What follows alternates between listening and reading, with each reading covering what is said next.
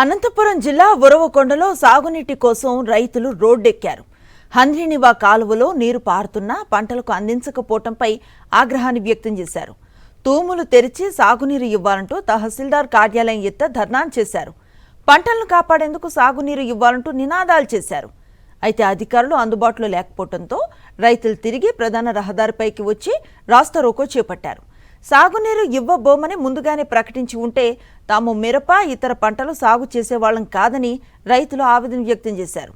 వేలాది లక్షలాది రూపాయలు పెట్టుబడి పెట్టిన తర్వాత నీరు ఇవ్వబోమంటే తమ పరిస్థితి ఏంటని ప్రశ్నించారు.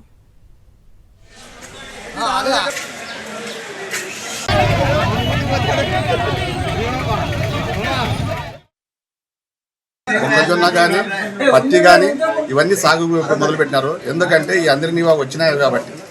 అందులో వచ్చిన తర్వాత ఒక వారం రోజులు నీళ్లు వదిలేసి అయినా అన్ఎక్స్పెక్టెడ్గా నీళ్లు బంద్ చేసేసినారు.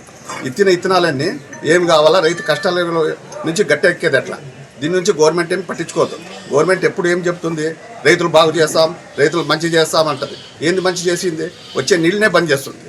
అందుకోసమే దయచేసి గవర్నమెంట్ ఎవరైనా కానీ ఈ ఎంఆర్ఓ ఆఫీసు కానీ ఇరిగేషన్ డిపార్ట్మెంట్ వాళ్ళు కానీ వీళ్ళందరూ కానీ దయ ఉంచి మా రైతుల కష్టాలు తీర్చాలని చెప్పి మేము కోరుకుంటున్నాం.